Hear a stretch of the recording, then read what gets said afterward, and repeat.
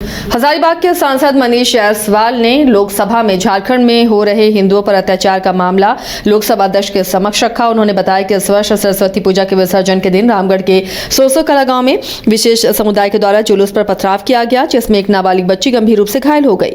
वहीं प्रशासन के द्वारा उल्टा हिंदुओं पर ही दंगा भड़काने को लेकर काउंटर केस किया गया है। उन्होंने बताया कि इस तरह की एक घटना 2022 में रुपेश पांडे के साथ भी हुई। रुपेश को पीट कर उसकी हत्या की गई। वहीं बड़कागांव विधानसभा के महूदी में वर्षों से एक सड़क पर विशेष समुदाय के द्वारा किसी भी प्रकार के हिंदू जुलूस जाने नहीं दिया जाता है। उन्होंने मांग की कि केंद्र सरकार इस पूरे मामले में और इस तरह की कई घटना जो झारखंड में हर हिंदू पर्व के दौरान होती है उस पर रोक लगाने और कठोर कार्रवाई करने के लिए हस्तक्षेप करे।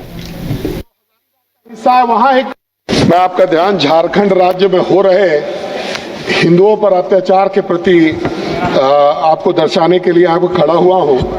अध्यक्ष जी, अभी सरस्वती पूजा के दौरान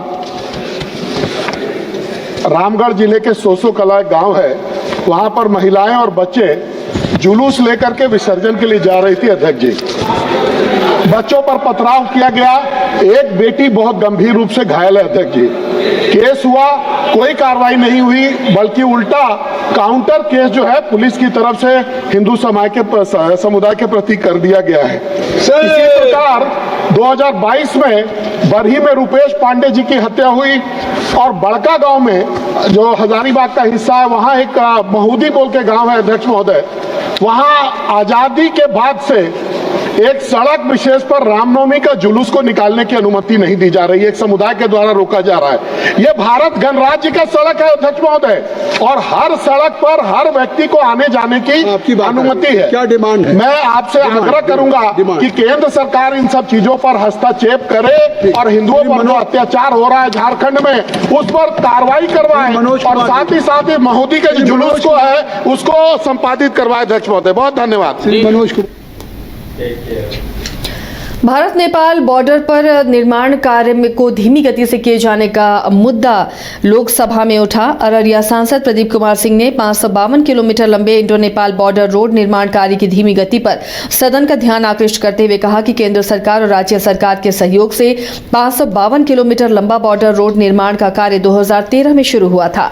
सड़क निर्माण कार्य को 2 चरणों में 2016 तक पूरा करने का लक्ष्य निर्धारित किया गया था, लेकिन अब तक 552 किलोमीटर लंबी सड़क में महज 177 किलोमीटर लंबी सड़क का निर्माण कार्य ही पूरा हो पाया है। अररिया सहित अन्य जिलों में अभी भी 375 किलोमीटर सड़क निर्माण कार्य में कोई प्रगति नहीं हुई।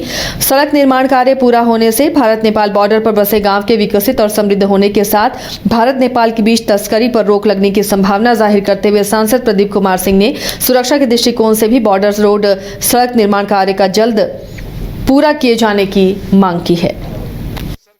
श्री प्रदीप कुमार सिंह जी।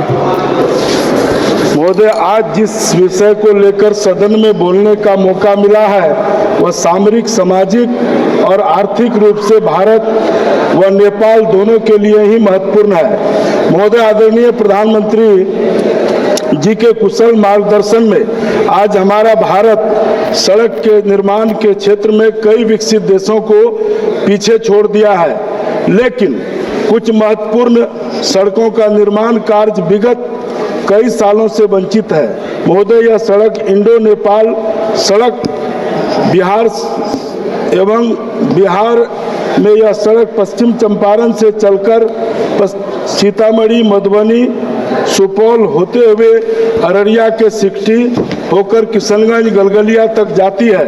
महोदय, केंद्र सरकार व राज्य सरकार